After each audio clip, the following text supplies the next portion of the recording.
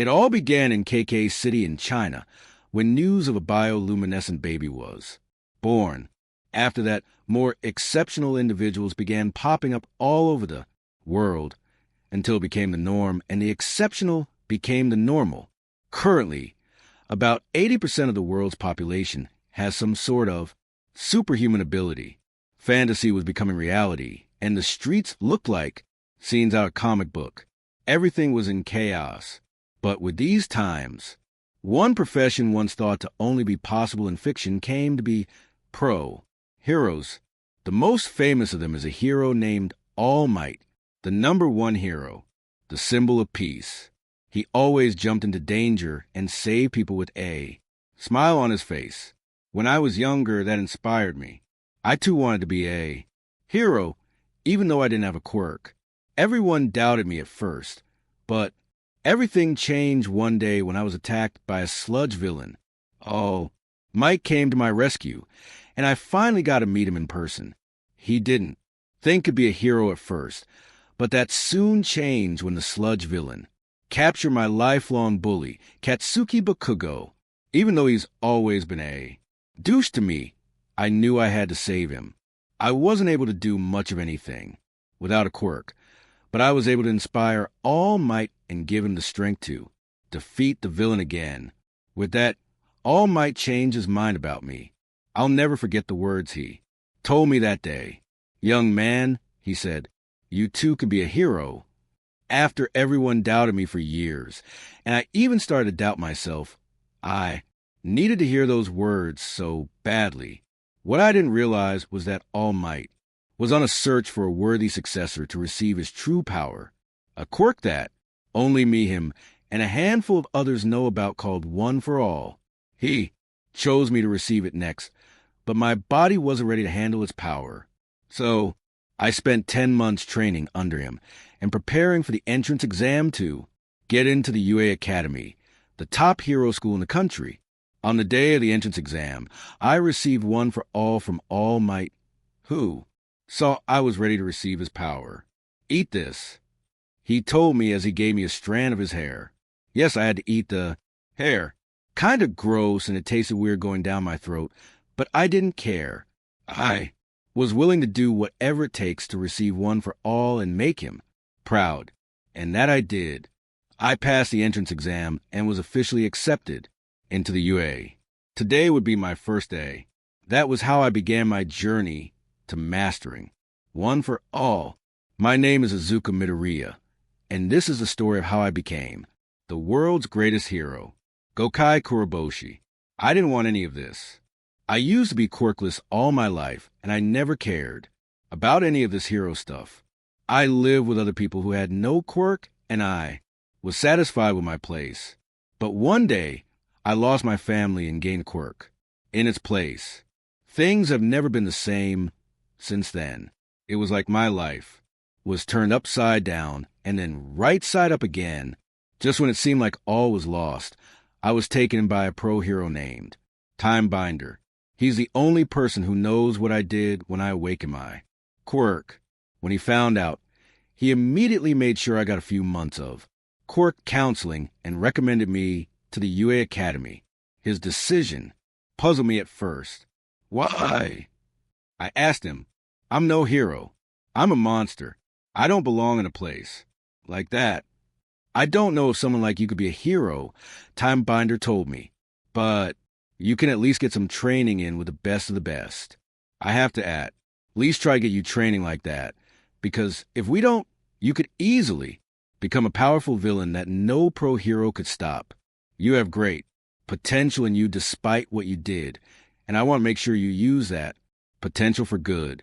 Consider this a chance at redemption for your actions. Redemption? I thought about what he told me that day, and I realized that deep down, redemption was the one thing I truly wanted, to prove to myself that I'm not a monster after all. With that, I was recommended and got into the UA at the last minute. It seemed I was put into Class 1A and was to take the hero course like everyone else. Today was when class would start and mark the beginning of my struggle to climb out of my past and become a better version of myself. My name's Gokai Kuroboshi, and this is how I became the world's greatest. Anti-hero. The morning I first started classes at the UA, I found myself rushing to get ready. I had to make it to class on time and make a good impression on my teachers. As I got my shoes on, I heard my mom shouting to me. "Izuku," she called. "Have you got your pocket tissues?" "Yeah," I responded. "And your handkerchief, have you got that?" "Yes, I've got it." And no, I didn't just pack my All Might action figure. I'm an A. Hurry. Now that I was finished getting ready, I grabbed my backpack and started to head out the door when my mom stopped me once again. "Izuku," she said behind me suddenly. "What?" I responded more annoyed than I meant to sound.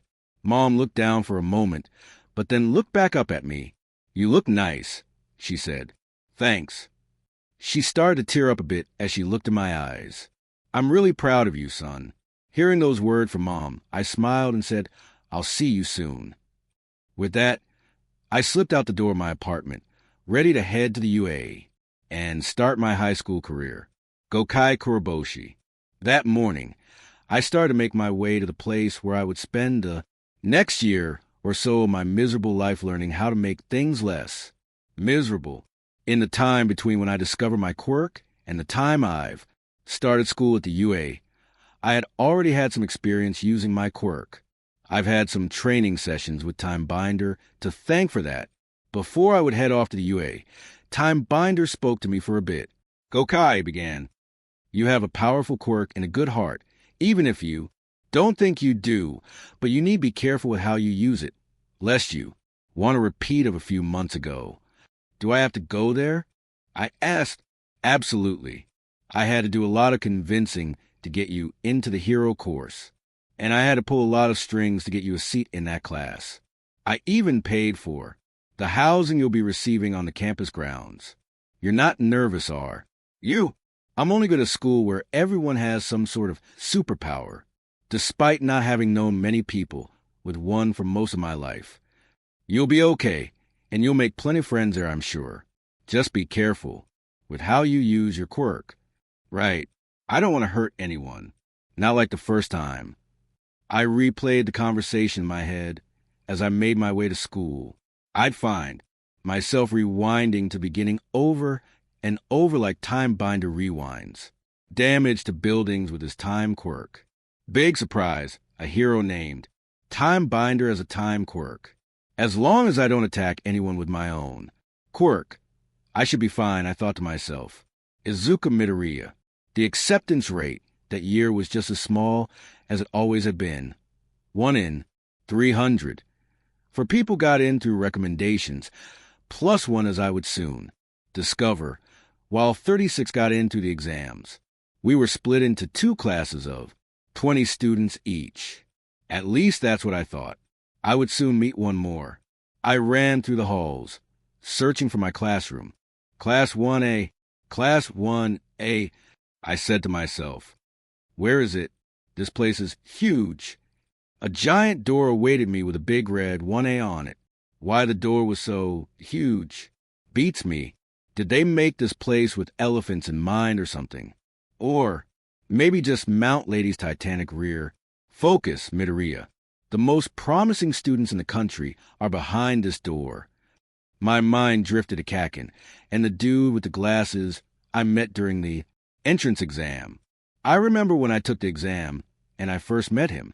I was muttering to myself like I tend to do, as Present Mike was explaining the rules. He stood up and explained that he thought there was an error on the sheet, explaining the different robots. He also turned to me, "And you with the curly hair," he shouted to me. "You've been muttering this whole time. It's distracting. If this is some sort of game to you, then please leave immediately." I could hear people around me chuckling at me. "Sorry," I apologized. "That is all." And he sat down like he didn't just embarrass me in front of the other examiners, including Kakin. And speaking of Kakin, don't even get me started on him. He told me to kill myself once before I received 1 for all from All Might. If you still think you can be a hero and get a quirk, maybe you'll get 1 in. The next life if you take a swan dive off the roof, he told me once. I stared at him furiously as tears filled my eyes, but he responded by raising his palm, an explosion flashing within it as he leered at me. W, why would you say that? I shouted, what if I did kill myself? I'd laugh. It'd be hilarious, you fucking normie. Oh, right. I should have known you'd say that. I sniffled. Dick. I shudder at the thought of seeing them both in the same class as me. I try to reassure myself that maybe they'd be in a different class. I was wrong. They're both here. Bakugo was sitting in his desk with his feet propped up on his desk. Well, maybe they'll be nice for a change. Take your feet off that desk now, the boy with the glasses shouted at. Bakugo, such an action is insulting to those who came to UA before us as well as the craftsman who made the desk. You're kidding me, right? Bakugo shouted with his trademark cocky grin on his face. Your old school put a stick up your ass? Or were you born with it?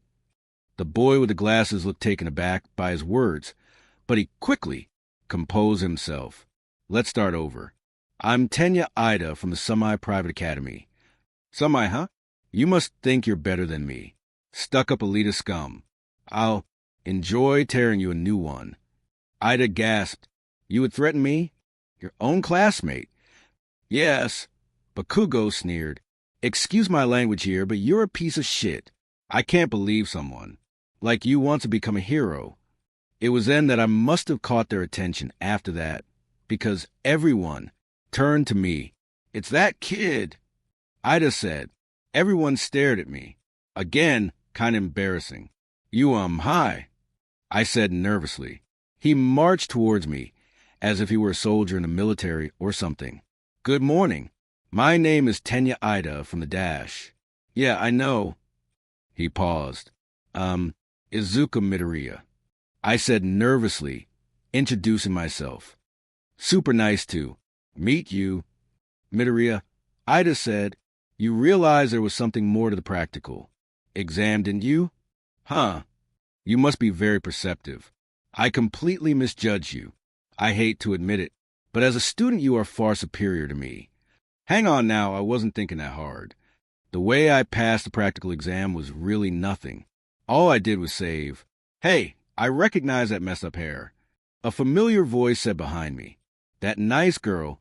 I remember meeting her as well when I took the practical exam. I turned around and looked into her cutesy face once again. I first met her as I approached the front steps of the UA for the entrance exam. I tripped over my own foot like a total doofus. But then, instead of face planting on the ground like I expected to, I hovered over it. It was then that I realized I was floating in place. Are you okay? She asked. As soon as I realized what was happening, I started to panic a bit. I stopped you from falling with my quirk, she continued. Sorry for not asking. First, using her quirk, she helped me back onto my feet. I was immediately in awe of her cute, rounded face, the way she looked at me with those big eyes of hers and her even bigger smile. I didn't know what to say. I couldn't handle it. I just froze up. I'm no good at talking to girls. And yet, there I was. Be careful next time, the girl said. They say it's a bad omen to fall. Man, isn't this kind of nerve-wracking? I couldn't say anything. I was a stammering mess.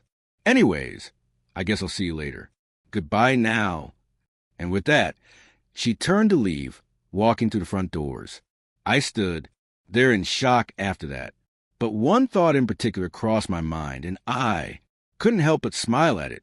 Holy crap, I just talked to a girl. I mean, I didn't actually talk to her, but still, I did it. I saw her again during the entrance exam itself. She was in trouble and her legs were trapped under rubble. During the exam, we were supposed to destroy robots of 3 different types to earn points. However, there was also a massive robot that was worth 0 points and served more as a safety hazard to be avoided. He equated it to a thwomp from the hit game Super Mario Brothers. That robot ended up getting the girl trapped under the rubble, and it was making its way over. Any closer, and it would have crushed her to death. I knew I couldn't let her go like that, and I used one for all for the first time, jumping up super high and delivering a mighty punch to the robot. It was so hard. It blew up the metal behemoth in one hit. I nearly died myself after that, but then the girl saved me. As I would come to learn, she has a quirk called zero gravity, which allows her to make anything she touches with all 5 of her finger pads weightless and float. She knew she had to save me, with it so climbing on a broken robot. She floated herself up on it to give herself just enough room to slap me before I could hit the ground. This allowed her to lower me safely. I found out later that our saving each other's lives gave us enough rescue points to pass the exam. You okay? The girl's words snapped me out of my thoughts and brought me back to the present. Why, yeah, totally. I replied, holy shit. I said 2 actual words to a girl. You looked like you were spacing out for a solid minute. Did I really? I have sort of been staring at her for a solid minute now. I couldn't help it. She looked so nice in that uniform. I didn't realize how curvy she was until I saw her in it. I was saying, that punch you did was super cool. That was all it took to destroy that thing. You were like One Punch Man or something. Thank you. Yeah, I should probably thank you for speaking on my behalf. How did you know about that? WL all might show me footage of it when I got my acceptance letter. While I was getting all flustered like a fool talking to the girl, I saw him show, up in the doorway, just behind her, a tall boy with black hair, with the tips of each strand being red. Gokai Kuroboshi. I walked up to the classroom for Class 1A for the first time. It was a bit livelier than I expected. A short boy with messy green hair was there talking to, a taller boy with glasses, and a girl with short brown bobbed hair. They turned to look at me as I approached. I guess they were expecting me to say something, so I did, because I didn't want this to be awkward. You're a colorful bunch, I spoke. Morning, the girl greeted. I'm in the right place, right? Class 1A. Yeah, that's us, the green-haired kid said. His face was red as a tomato for some reason. Weird. The boy with the glasses approached me next. My name is Tenya Ida from the Summer Academy, he said. Hello, Tenya Ida from the Summer Academy. The girl chuckled at my response. She must have found my aloof demeanor funny at the time. I am Izuku Midoriya, said the green-haired kid. And I'm Achiko Uraraka, the girl introduced. What's your name? I paused for a moment before responding. I'm Gokai Kuroboshi. Nice meeting you. Uraraka said. You seem kind of nervous. What can I say? I've never been around this many other people with a quirk before. You mean you've been around mostly quirkless people for a while? Midoriya asked. You could say that. Don't worry, I'm sure we're all going to be friends around here. We won't bite. She added in something else with a wink. Unless you like. Haha. Midoriya laughed with her. I wasn't really feeling it at the time, but I also didn't want to be rude and not react to her joke. So I stifled out a ha ha ha. Anyways, what do you guys think we're doing today besides orientation? I wonder what our teachers are like. I can't wait to meet everybody. Midoriya turned red again as Uraraka got closer to us. She really is quite the colorful one. Damn, girl. Is this the lightning round of 1,000,001 questions?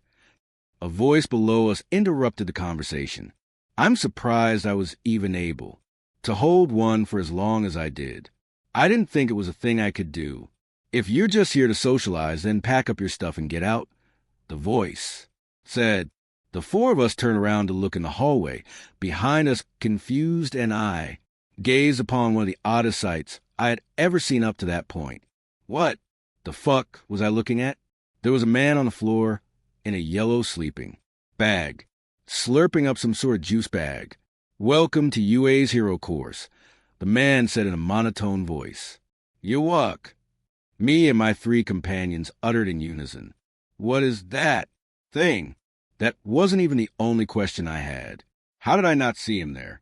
When? Did he get here? How did I not hear him? The man unzipped the sleeping bag and stepped it out.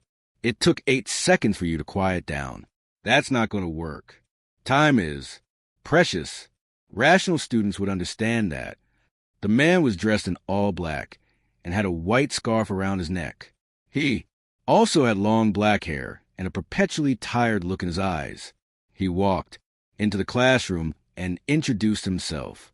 My name is Shota Aizawa, your teacher. So this is our teacher. Huh? He kind of looks like a vampire. Is this guy going to suck our blood if we fail or something? Right. Let's get started, Aizawa said. He opened up his sleeping bag and pulled out a blue uniform with white and red lining on it distinctly shaped like. UA. Put these on and head outside. Izuku Midoriya. After we got dressed, we headed outside to the training grounds. Apparently, these were our gym uniforms that we put on. Once we made it outside, Mr. Aizawa told us what we would be doing, much to everyone's shock. What? We shouted in unison. A quirk assessment test. But orientation. Uraraka protested. The entrance ceremony, the guidance, sessions, we're going to miss it all. If you really want to make the big leagues, you can't waste time on pointless ceremonies, Mr. Aizawa said. Here at UA, we don't run by tradition. It's a freestyle education system. That means I get to run my class however I want. You've been taking standardized exams all your lives, but you've never gotten to use your quirks in physical exams before. The country tries to pretend that we're all made equal by not letting those with the most power excel. And then they try to prohibit quirks to drive their point home further. It's not rational. The Department of Education is procrastinating, but one day they'll learn. Mr. Aizawa paused and turned to Kaken. Bakugo, you managed to get the most points on the entrance exam. What was the farthest distance you could throw a softball in junior high? 67 meters, I think. Bakugo answered. Great. Now try doing it with your quirk. Anything goes, just stay in the circle. With that, Mr. Aizawa passed Bakugo a softball before adding, Go on. You're wasting our time. Bakugo took a step forward and winded up his pitch before throwing it with all his might, accelerating it with his explosion quirk. Die! He shouted at the top of his lungs. The ball was sent soaring into the air as if it were a rocket taking off. The whole class stared, dumbfounded at how far the ball went. Whoa! I uttered to myself. Each of you need to know your maximum capabilities, Mr. Aizawa stated. The ball finally landed after what felt like an eternity, and Mr. Aizawa recorded the distance on his phone. It's the most rational way of determining your potential as a pro hero. He held out his phone, revealing that Bakugo had thrown the ball at a whopping distance of 705.2 meters. Whoa! 705 meters? Are you kidding me? A boy with blonde hair said. That's awesome. I want to go. A girl with pink hair and skin said excitedly. That looks like fun. So we can use our quirks as much as we want. Another boy with black hair said, The hero course is great. Somehow, Mr. Aizawa didn't seem very amused. Fun, you say? He started. You have 3 years to become a hero here. You think it would be all fun and games. He suddenly started to smirk for the first time, which was rather unnerving to be honest. Idiots. Today, you'll be competing in a series of 8 physical tests to gauge your potential. Whoever comes in last clearly has none and will be deemed so hopeless, they'll be expelled immediately. Way out. We all shouted. This is bad, I thought. Real bad. I barely scraped by passing the entrance exam by saving Uraraka's life, and now I have to do this. I don't even know how to fully control my power yet. I have to do 8 of these tests. At the time, I was only able to use one for all at 0 or 100%. Once I use it, it's all or nothing. That wouldn't get me through 8 tests. Last time I used it, I broke my arm and both of my legs. I only still have them thanks to the school nurse, recovery girl, using her quirk to fix the damage done to my body. Like I said, I get to decide how this class runs, Mr. Aizawa said to remind us. Understand? If that's a problem, you can head home right now. A big test on the first day? What the crap was I going to do? You can't send us home on the first day. Uraraka said in protest again. We just got here. And even if it wasn't the first day, that's not fair. And you think natural disasters are? Mr. Aizawa responded. Catastrophic, rampaging, power-hungry villains? Freak accidents that wipe out whole cities? No, the world's full of unfairness. It's a hero's job to push back against that. Unfairness and correct it. If you want to be pro-heroes, you'll have to push yourselves to the brink. For 3 years, the UA will throw one terrible hardship after another at you. If you were hoping to spend your evenings hanging out at McDonald's, too bad. We're going to run you through the ringer. That's plus ultra. Now show me that it's no mistake that you're here. But we're just wasting time here by talking. Bring it. Let the games begin. Gokai Kuroboshi. The first event was the 50-meter dash. We each lined up 2 by 2 and had to dash to the 50-meter line. Ida was one of the fastest, managing to cross the line in 3.04 seconds. It was then that I learned about his engine Quirk. He has these engines in the calves and his legs. I wondered how the anatomy of that works. Uraraka used some sort of quirk on her clothing to make it all weightless, allowing her to run slightly faster and finish at 7.15 seconds. Then there was this other guy who had a quirk that allowed him to shoot a laser from his belly button. I found out his name was Yuga Aoyama, since we were still allowed to use our quirks. He jumped into the air and fired his belly laser in the air, using it to launch himself to the 50-meter line. It didn't take him all the way there, though, so he had to use it again just to cross it, finishing at 5.51 seconds. Then, of course, there was the cocky blonde-haired kid with the explosions. Midoriya told me his name was Katsuki Bakugo. The two of them were paired with each other to run, but Bakugo uses explosions to practically fly himself to the line at poor Midoriya's expense, as some of the explosions went in his face as he tried to run. Bakugo finished at 4.13 seconds, while Midoriya got 7.02. I guess it makes sense he wouldn't be fastest if everyone's telling me his big quirk thing is being Saitama Jr. Soon enough, it was my turn. Before I stepped up to the starting line, Uraraka spoke to me again. I wonder what your quirk does, she said. Well, I began. Keep watching and you'll find out just what I can do. Since there was an odd number of students in the class now with my addition, 21 to be exact, I ended up having to run alone. I focused and began to use my quirk. What is my quirk? Well, it doesn't exactly have a real name, but I have an understanding of what it does. There's a mysterious black slimy substance inside my body that seeps out through the pores of my skin. When enough of it comes out, I can form it into whatever I need it to in the moment, even weapons. At first, I didn't think it'd be anything special compared to what everyone else is going on. Boy, was I wrong. I began to call upon the substance once more, focusing on my legs in particular. I could feel it seeping through my gym pants, staining it black. Soon enough, it soaked through it and continued to do so until my legs were all black and covered in it.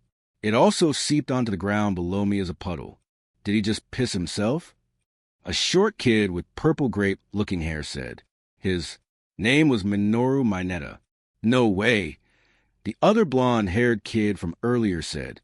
He was Denki. Kaminari. What kind of person is black piss? I got into running position and started running. Well, it wasn't as much of a run, as much as it was just me skating on the black puddle under me as it moved.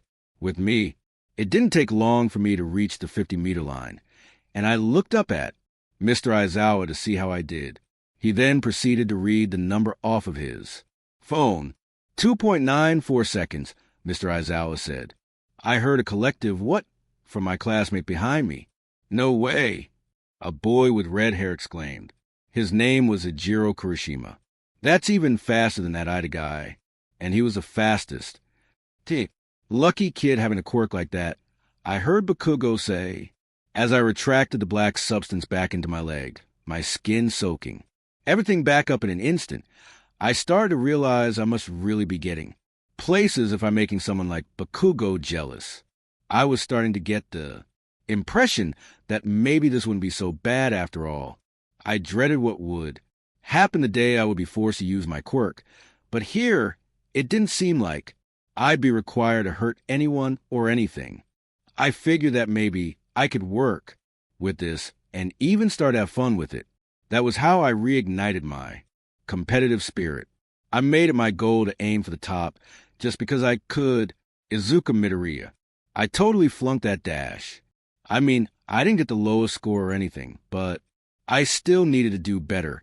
If I didn't want to be in last place by the end, I could only use my power once this whole test, or it would break me. Control. That's what I needed. Maybe I could focus like All Might suggested. You can harness one for all.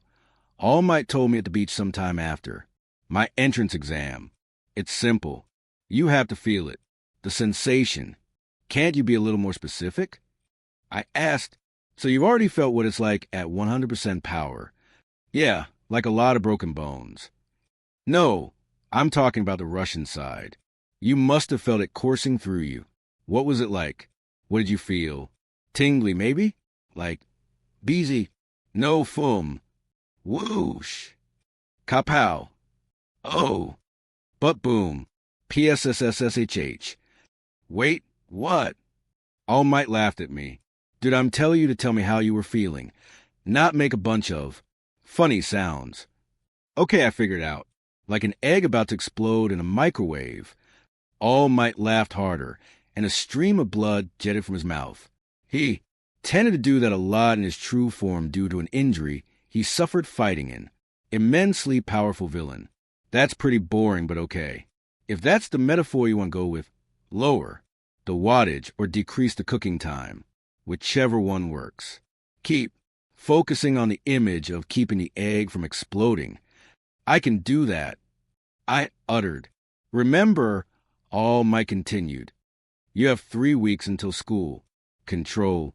Over one for all won't come overnight. You just got to keep trying. All Might's words 3 weeks prior would keep me going that day. I wouldn't give up. I would find a way to keep that egg from exploding. And maybe, just maybe, I wouldn't finish last in the quirk apprehension test. Then again, I thought I probably will anyway. The next event tested grip strength. We each had to grab as hard as we could on this small device with a handle on it. I gripped it as hard as I could, but not too hard to try avoiding accidentally using my power or something and accidentally pulverizing my hand. To my dismay, I only got 56 kilograms. Wow! A kid named Hannah Ciro said, looking up at one of my classmates, "You got over 500 kilograms. You're such a beast." He was referring to Mizo Shoji. I caught a glimpse of him on the day of the entrance exam. He had these huge muscles, and I wasn't surprised he was able to get that much. What I was surprised with, however, was that Kuroboshi guy, whatever that quirk of his is. He used it to enlarge his hand and make it all black. He then squeezed as hard as he could with it and scored 512 kilograms. What exactly was that quirk? I wondered. The next event was a standing long jump. We had to jump over a sand pit as far as we could. People like Aoyama and Kakin were able to clear it pretty easily. If I could jump as high as I did when I used one for all for the first time, I probably could have more than cleared it. But I didn't want to break my legs, so I jumped normally. I didn't even come close to clearing the pit.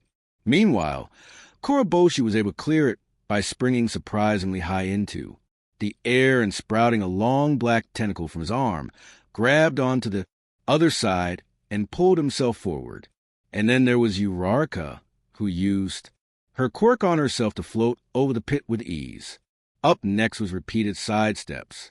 That kid named Mineta had a quirk that allowed him to easily ace it by setting up 2 purple balls from his hair on each side of the line. He bounced himself between them rapidly. There was no way I was keeping up with that. It was one of the few things Kuroboshi wasn't. The best, however. I thought he had some other trick up his sleeve that would allow him to score the highest, but I guess not this time. Next was a ball throw, which allowed everyone else to do what Bakugo did. Earlier, Kuroboshi was up and enlarging his arm again. He chucked the ball as far as he could. 689 meters, Mr. Aizawa said. Damn. Kuroboshi said to himself, I didn't even get as high as Bakugo. Ha! Suck it, Big Black. Kakin shouted to him. He must have been pretty happy knowing there was actually something he could do that was better than Kuroboshi. I didn't think anyone would even come close to matching those two. And then Uraraka stepped up, taking the ball. She used her quirk on it to make it weightless and threw it as far up as she could. But it never came down. It went up and up and up and up until it was barely even a dot in the sky, and then it vanished up there. Is that thing ever coming down or what? I heard Kaminari ask. What goes up must come down, Uraraka said proudly. Unless I don't tell it. To with my skill release. It's probably in space now. Mr. Aizawa then held out his phone to show everyone. There wasn't even a number on there. It was just the infinity symbol. Infinity? My classmates shouted. That's insane. Kaminari said, How is that even possible? Kuroboshi stood in awe with his mouth open, which I guess was sort of funny, seeing how serious his face had been most of the time. Bakugo, on the other hand, was seething. As for me, I was starting to get worried.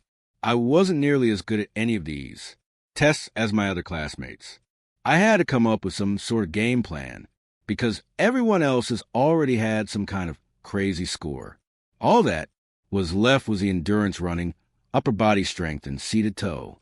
Touch. This ball throwing test was my only chance to use one for all. Midoriya isn't doing too well. I heard Ida say, if he doesn't shape up after this, he'll be going home. Well, duh, of course he is. Bakugo said arrogantly. He's a quirkless loser. What are you talking about? Haven't you heard about his feat at the entrance exam? Of course he has a quirk. Yeah, he saved my life with it. Uraraka added, I don't have many people believing in me, but I have a couple. Mom. Oh, mate, I can still hear their words in my mind. You look nice. I'm really proud of you, son. Young man, you too can be a hero.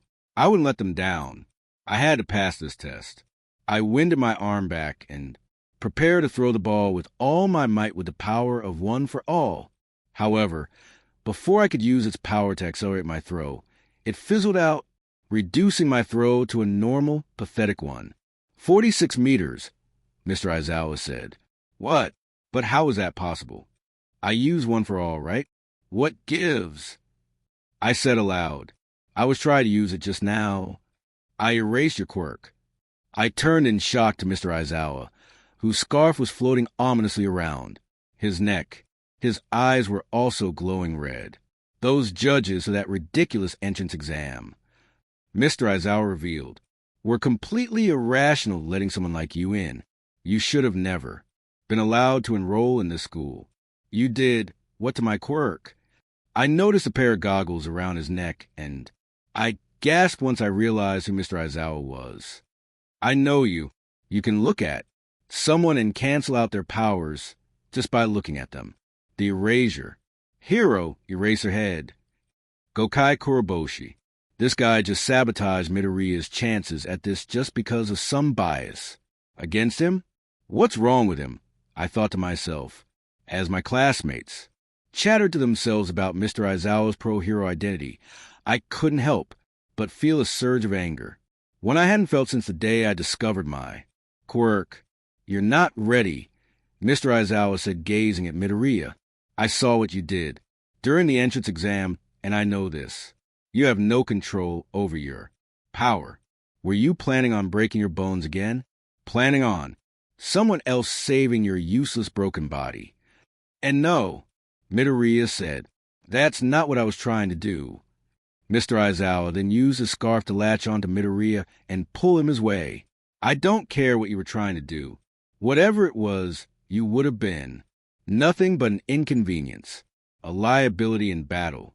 You have the same reckless passion as another zealous hero I know. One who saved 1,000 people. By himself and became a legend. But even with that drive, you're worthless if you can only throw a single punch before breaking down. Sorry, Midoriya. With your power, there's no way you can become a hero. I don't care as much about being a hero as this kid seems to. But even I had to. Say I was personally offended on his behalf. Just as Time Binder said about me, this kid has potential. By putting him down like this, he's squandering it. But this kid, he had more reason to become a hero than I do. So I did something that brought me closer to taking my first step into the anti-hero I would soon become. From my back, I sprouted some of the black substance.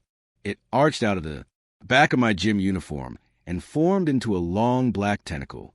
I then launched it forward and grabbed Mr. Aizawa's scarf. He turned to me, his face noticeably angrier than before. But he couldn't match my own anger. Not by a long shot. Let him go, I said sternly. I heard my classmates around me gasp in surprise. What are you doing? Ida shouted. What you're doing is disrespectful. What about him sabotaging Midoriya's chances at passing this test? You think that's disrespectful. This doesn't concern you, Mr. Aizawa said coldly. Stand down. I thought being a hero was all about stepping in where it isn't your business. I replied, right. I could hear him growling at me slightly. Listen up, Count Dracula, I continued. You need to give Midoriya another chance. Let him use his quirk. I just know there's another way for him to use. His quirk that does involve breaking himself. But you need to let him figure that out for himself. Your job isn't put down your own students. You're supposed to be helping us grow. Even if he can't control it now, that'll just make it all the more satisfying when he does. That's plus ultra. If that's not something you're willing to do, then maybe you should pack it up and go home. My classmates stared in awe. Mr. Aizawa gave me a surprised look as well. But then he gave me another look entirely and used this erasure quirk of his on me, forcing my tentacle to retract back into my back. You ever do that again, you're out of class for real, Mr. Aizawa finally said. He finally released Midoriya after that. Your quirk has been returned. Take your final throw and get this over with. Mr. Aizawa walked back over to the side to prepare to measure Midoriya's next throw. I noticed him glaring at me before taking out some eye drops and applying them to his eyes. I made sure to return the glare. I refused to be intimidated by another man, especially after the incident. It was part of the reason it happened in the first place. Then again, it led to me having other fears instead. Still, there's nothing that someone like Mr. Nosferatu could do. That was scarier than my own demons. Midoriya winded up his throw again. I saw his fingertip light up as he prepared to throw the ball. This is what I can do for now, he shouted. Smeoweweash. The ball zoomed into the air and landed a good distance away. I was genuinely impressed by what I was seeing. If I wasn't so aloof in those days, perhaps I would have even smiled. But alas, I wouldn't have one of those for a little while longer. Unbelievable, Mr. Aizawa said. 705.3 meters. Mr. Aizawa, Midoriya said, holding his hand. His finger that he used didn't look too good. It was all black. Not black like the slimy stuff my body makes, but still black enough to be concerning. I can still move. I'm still standing. Even though, yeah, I did break something. This kid. What do you mean, 705.3? Bakugo suddenly shouted. How does he have a quirk? What do you mean he got exactly 0.1 meter higher than me? I was right. He did have potential. And that was how I befriended the boy who I once considered a brother. Up next, the quirk apprehension test comes to a conclusion. However, regardless of how Midoriya and Kuroboshi did, they still have Bakugo to deal with. Midoriya, because of the sudden emergence of his quirk, and Kuroboshi, because he's so damn good at everything, which pisses him off greatly. Tune in to the next chapter and watch Bakugo lose his shit in Chapter 2, Moving In. I had done it. I managed to get a great score on the ball throw test by using my quirk. The best part was that I still had 4 fingers and the rest of my arm. 705.3 meters. I threw that ball. That was 0.1 meter higher than Kakin. You threw that ball 700 meters. Zero exclaimed. Nice. He's showing us his true power. Uraraka cheered. His finger appears to be broken. Ida observed. Just like in the entrance exam. His quirk is very strange. It wasn't a very pretty throw, but it was stylishly done nonetheless. Aoyama said, I told you guys he needed to figure it out himself, Kuroboshi said. I didn't have long to celebrate, though. Kakin glared at me furiously, and, before I knew it, he came running at me. H-E-Y, he shouted. DKU, you bastard. Tell me how you did. That or you're dead.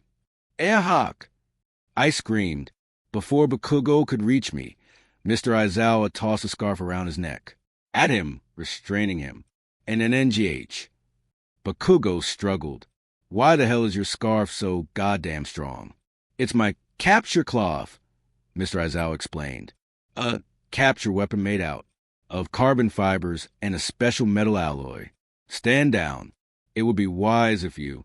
Kids, don't force me to use my quirk so much. He looked up, and his eye was glowing red, meaning he was likely using his erasure quirk again to stop. Bakugo, it gives me serious dry eye. Too bad. The class said in unison, that quirk is awesome. Eventually, he let Kakin go. What a waste of time, Mr. Aizawa said. He then blinked and ended the use of his quirk on his. Whoever's next, hurry and step up so we can get to the next event already. I was pretty nervous about Kakin at first now that he had access to his quirk again, so I cautiously sidestepped away from him before rushing back to my friends while cradling my broken finger. Ouch! Uraraka said as she took a look at my finger. Is your finger okay? Yeah. I answered quickly. Fine. Uraraka slowly inched closer to see if it was okay. Kuroboshi came to check on me. It's just a broken finger, Uraraka. Kuroboshi said. You're acting like it's an alien life form you found in the forest. I know, she said. It's just, I wanted to take a closer look, but I also wanted to be careful so I don't hurt further. Is there someone around here that can help him out with that, like a nurse or something? Recovery girl is a school nurse, Ida said. Last time when his body broke, during the entrance exam, she was there to use her quirk on him to get him all healed up. That happened. I asked. I didn't remember because I was unconscious. When that happened, we probably won't have access to her for a while, though. Kuroboshi said. Yeah, Ida agreed. The best he can do for now is wait and tough it out for the rest of the tests. To be honest, my finger was actually hurting pretty badly, but I wouldn't let that stop me. I had to try my best and get a good score. The next 2 tests were relatively simple. First was the sit-ups, followed by the seated toe touches. I fought through the pain and produced a few more unimpressive results. Uraraka was my only solace through these exercises. Come on, Deku, you got this. Uraraka said to encourage me during the sit-ups. I was slightly taken aback by the way she said it. Normally, I wouldn't have, like being called Deku then, but something about the way Uraraka said it made me feel empowered. So at the time, I didn't say anything about it. Gokai Kuroboshi. The final event was called the Long Distance Run, but it should have just been called a Fitness Grand Pacer Test, because that's exactly what we did. We all gathered around Mr. Aizawa as he held out a radio. All right, everyone get ready for the final test, he began. You will be following the instructions on this tape. He put the radio down and pressed play. A voice on the radio began to speak. The Fitness Gram Pacer test is a multi-stage aerobic capacity test that progressively gets more difficult as it continues, the voice explained. The 20-meter pacer test will begin in 30 seconds. Line up at the start. We all did what the voice said. As the voice continued to explain the test, Bakugo stepped up between me and Midoriya. Just what I needed to see. Before this, I'm gonna crush you and Deku in this, Bakugo said. Mark my words, you will eat my dust. You're welcome to try, I replied, not wanting to back down from his challenge. Oh, I won't just try. I will. A single lap should be completed whenever you hear this sound, the voice said. A dinging sound then played. Remember to run in a straight line and run as long as possible. The second time you fail to complete a lap before the match, your test is over. The test will begin on the word start. Get ready. We all got in our running poses. I saw Uraraka quickly use her quirk on her. Close again before preparing to run again. On your mark. Get ready. Start. We all started running, or doing whatever in general. Aoyama was jetting himself across with his naval laser again.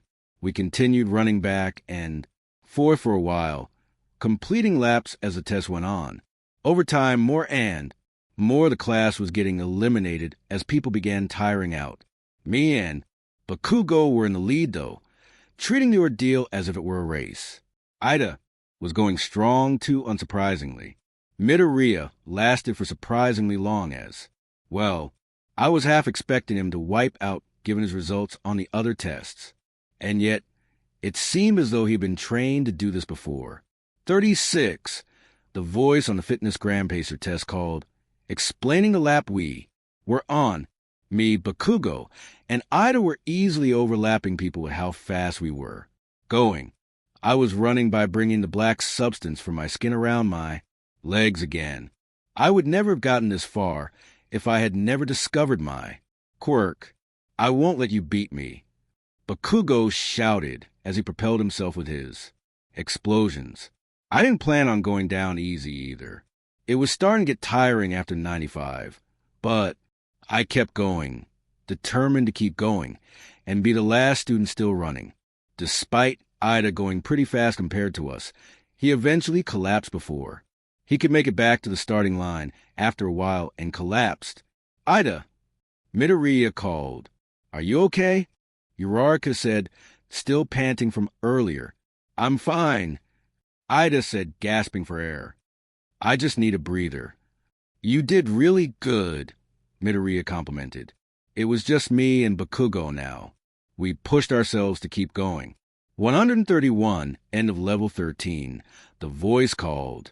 We stared each other down, daring each other to wipe out first. By now both of us had missed at least one lap. One more lap missed, and one of us would have our tests come to an end. After what felt like an eternity, Bakugo would do just that. I kept going further for a few more laps, but I finally failed to make the next lap ended my run. Damn it, Bakugo said, slamming his fist on the ground. Mr. Aizawa turned the radio off. That's all for this test, he said. You all did well. I looked at Bakugo and smirked, feeling my competitive side take over a bit. He glared back with a fierce expression. He wasn't taking placing second to me in that test very well. This is such bullshit. I'm supposed to be the best in the class. First place was mine. I chuckled. You should have owned that first place spot. Sometime later, we all got our results of the test. I ranked you all from best to worst, Mr. Aizawa said. You should probably have a good idea of your standing already. I'll just pull up the whole list. It's not worth going over everyone's individual score. Mr. Aizawa pressed a button on a remote, and a holographic screen appeared before us, showing the placements of everyone in the class. It was there that I started to get a grasp of everyone's name somewhat. The placements went something like this. 1. Gokai Kuroboshi.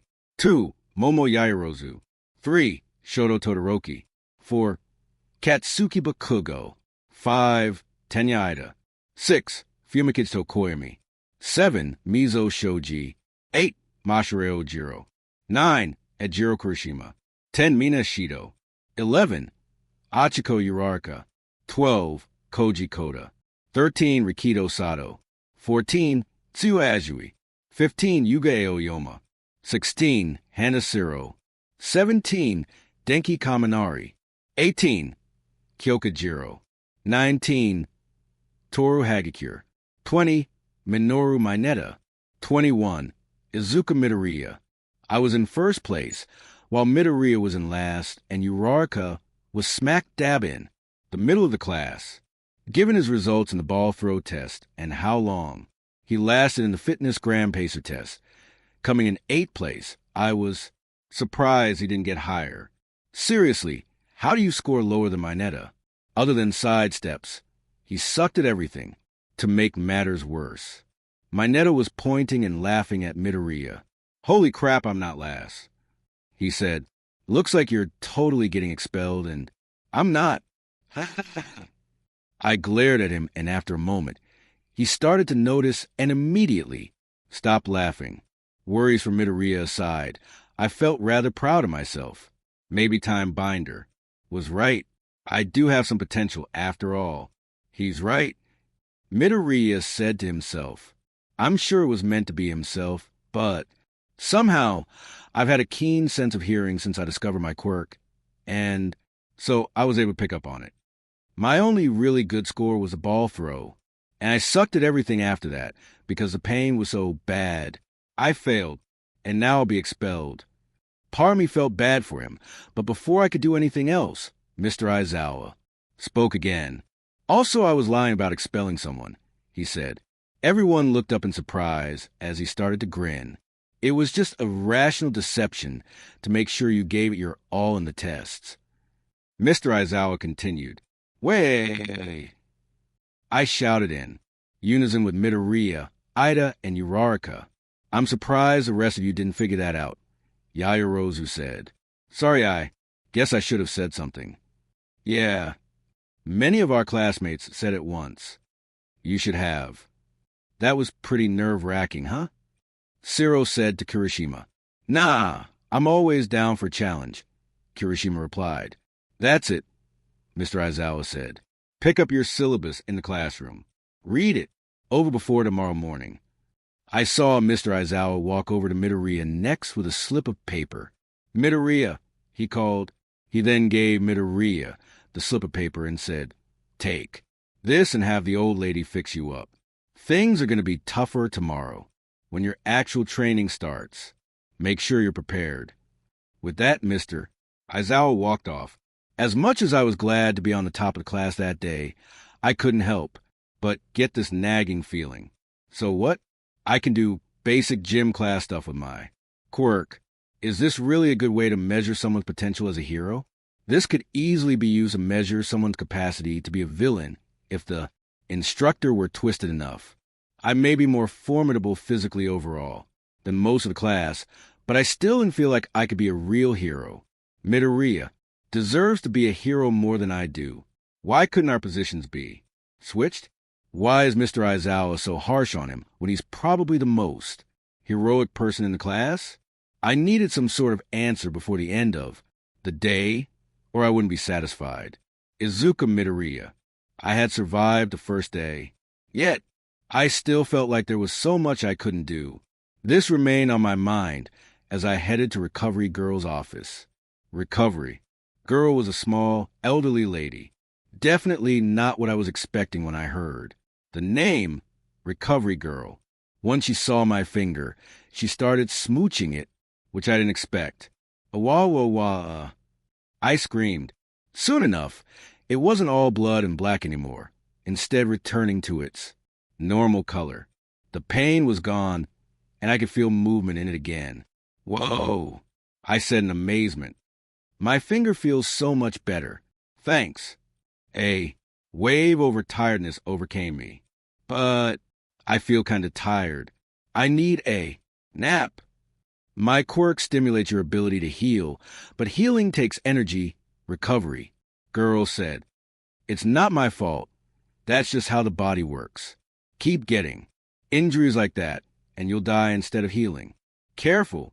Why, you mean this would kill me? I gasped. Pez. She then held out a Pez candy dispenser and put some into my hand. The Pez looked like the head of the pro hero, Kamui Woods. This was nice, but it still didn't fix the fact that I needed to start being careful of my injuries. If I got too hurt, I wouldn't be able to come here and get healed without it killing me. Gokai Kuroboshi. As the school day was coming to an end, I happened to cross paths with Mr. Aizawa again. This was my moment to get some answers on things and get a glimpse into why he's like this. Mr. Aizawa, I called. Kuroboshi, was it? Mr. Aizawa said, yeah.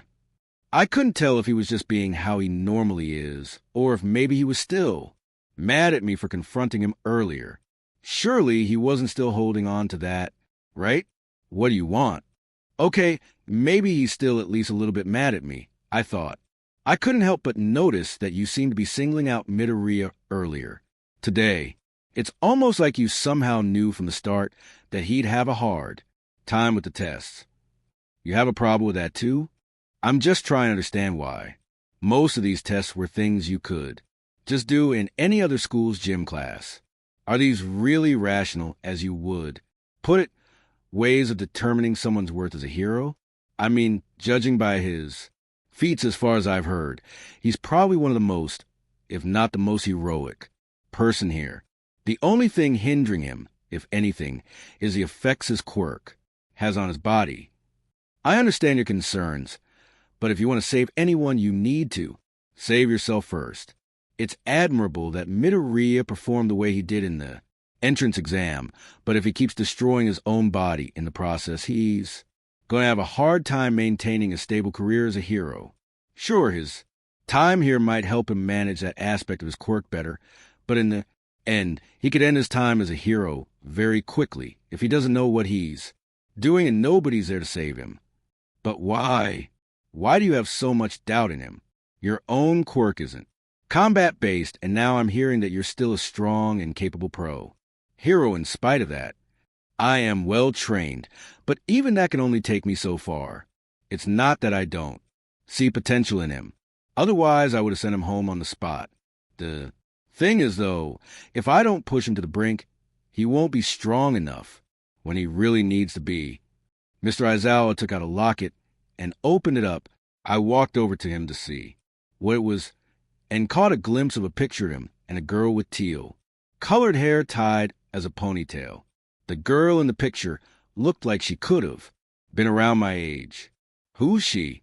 I asked. A former student of mine, Mr. Aizawa answered. She never graduated. How come? Did you expel her? She died. I was stunned. Oh shit. She was killed in action by a villain with a magnet quirk. He grabbed her by the metal of her hero costume and ripped her in half. It was only 5 days after she got her provisional hero license. Damn, I didn't know. I can't let more of my students go like that again. I've expelled 154 students over the course of my career. Not long ago, I even expelled a whole class of first years. Don't become the 155th over how I handled teaching Midoriya. Mr. Aizawa closed up his locket and started walking away. I'm not doing this to be the big bad guy like you probably think I am. I just don't want him to die. And if sending him home is going to be how I save him, I'll do it. I watched him go and said nothing. How was I supposed to respond to that? Anyway, I went in there expecting him to be more of a douche, but I never imagined how selfless he was actually trying to be here. As much as I saw potential in him, Mr. Aizawa had a point. Midoriya had a lot to learn if he wanted to maintain his career. Even before we get there, I thought he's going to have to survive training, because at the rate he's going to end up breaking something at least once a week. My thoughts were interrupted when I heard a familiar voice. Hey, Kuroboshi. Uraraka called to me. Oh, hey, I said awkwardly. I walked over to her. What were you and Mr. Aizawa talking about? It looked pretty intense. Honestly, there was a lot to unpack, but maybe he's not as bad of a guy as I thought. Even though he looks like a depressed vampire, Urarka giggled at my comparison. I'm on my way out for a walk. Want to come with? Sure. How could I turn her down? It's not every day I get a chance to spend time alone with a girl. Little did I realize this moment would turn out to be the start of something beautiful. Izuku Midoriya. I was pooped as my first day came to an end. Between the Quirk, apprehension test, and the healing process from Recovery Girl, I was ready to conk out. I couldn't keep relying on help from other people. I knew I had to keep learning to control my power. Otherwise, I might end up breaking my fingers on a daily basis. How's your finger? Ida asked, catching up to me as I was walking to the school gates. Oh, hey, Ida, I greeted tiredly. It's better now. I couldn't help but feel concerned about the way Mr. Aizawa handled class. I trust his judgment, though. UA is the top school in the country, after all. Still, lying is immoral. It's not something a hero does. I used to think Ida was scary, but as I got to know him that day, I started to realize that he was just super serious about school. A voice called from behind me. I turn around and, oh my gosh, it's that Urarka again. Kuroboshi was with her too, but Urarka's here. Calm down, Izuku. You can say more than 2 words to her. Well, if it isn't Infinity Girl, Ida said. And the guy that stood up to Mr. Aizawa. Hello, Kuroboshi said. Are you guys headed to the station? Let me join you guys. Urarka said, excitedly. Of course, I said immediately. Wait, don't you have a dorm here? Kuroboshi asked her. Are we just walking them down there and coming back here? Pretty much, Urarka said. I could use the exercise. I see. The 4 of us started to walk together. Oh, Kuroboshi, I said. I should probably thank you for standing up for me earlier. I've never had anyone do that for me before, and it really made me feel like I matter. I've always wanted to have someone do that for me. Of course, I stepped in because it felt like you were being treated unjustly. About the way you phrase it, though, it sounds an awful lot like people pick on you often. It implies that what happened today wasn't an isolated incident. Well, I've always had people doubting me all my life on my ability to become a hero.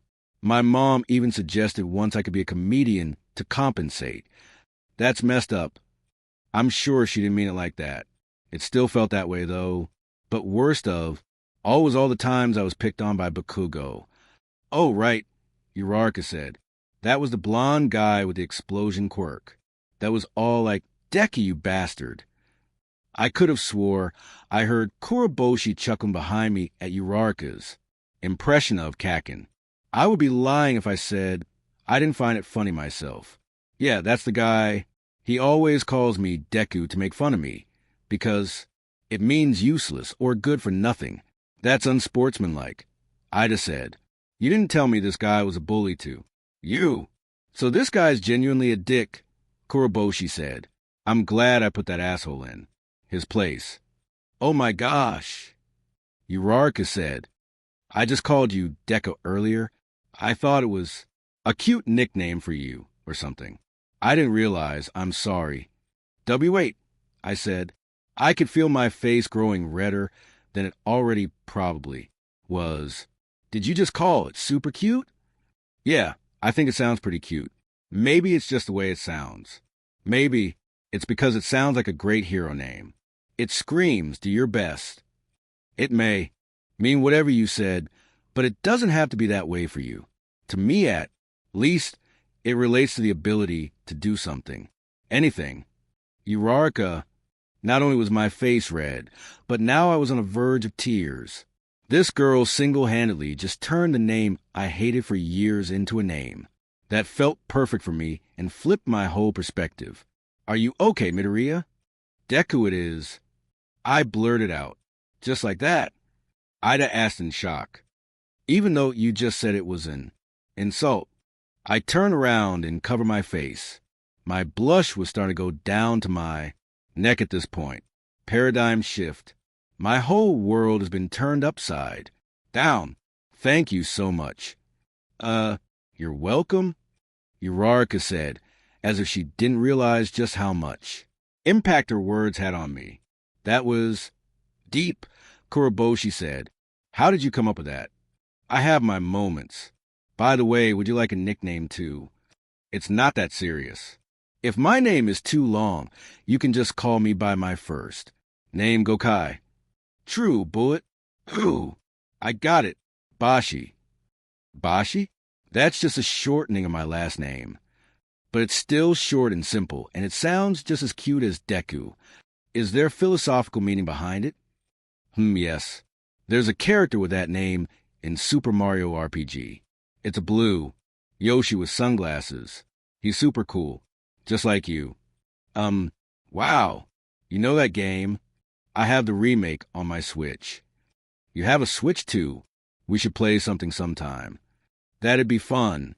But yeah, Bashi. Not exactly the most meaningful, I'll admit. But it's fun to say. Do you like it?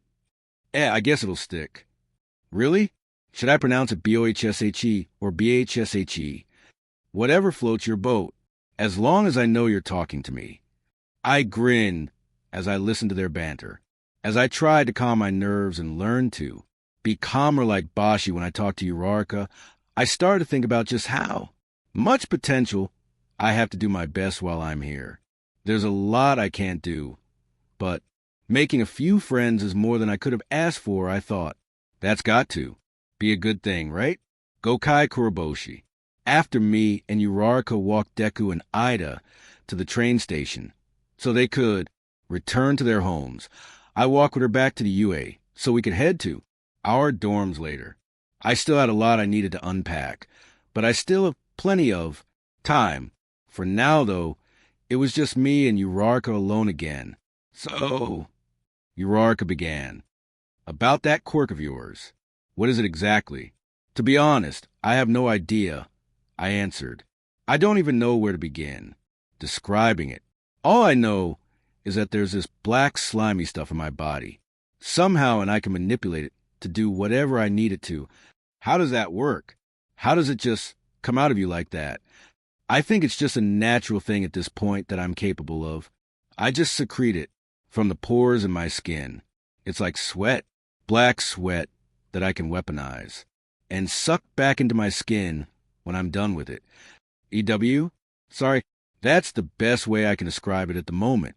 But that's not the only thing. Sometimes when I use my quirk, I hear this voice in my head. Does it tell you to burn houses down? I am not a schizophrenic. Jeez. Uraraka laughed. I know I'm kidding. What does it say? It usually depends. The few times I heard it was when I was in a serious situation, and it was guiding me on how I should be using my quirk. Orders, like duck, climb, and blade. Blade. I demonstrated by holding out my hand and turning it into a sword with the black substance from my skin. Wah! Uraraka said excitedly. That's so cool. No wonder you were recommended here. You would have crushed that entrance exam. Yeah, I guess so, I said, turning my hand back to normal. How did you discover that? I went silent for a moment. I don't like talking about the night I discovered my quirk. I could still hear the screams in my head. The crunching, the Bashi. Uraraka said, trying to get my attention. W what? I said, snapping out of my thoughts. I was asking how you discovered your quirk, and you spaced out for a minute. Are you okay? Sorry, it's just, I don't like talking about it. It was a hard time for me. Oh. Uraraka's expression changed to a frown. I'm sorry. I didn't mean to pry. I was just trying to get to know you better.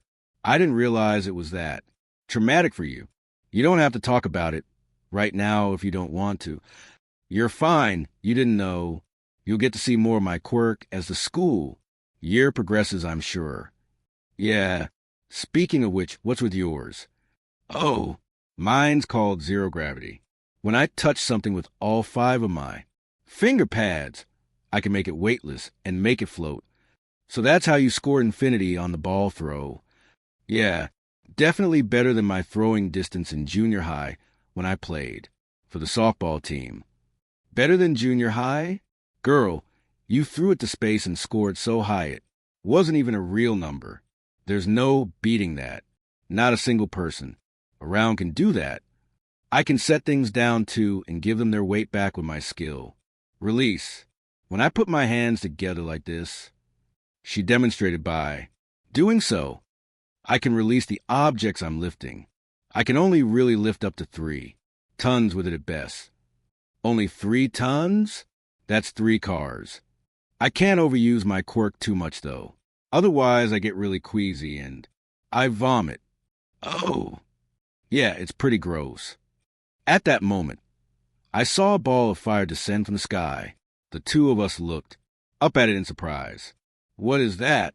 Urarka said in surprise. Get down, I shouted. As it came down close to us, I tackled her to the ground to try shielding her from whatever it was with my body.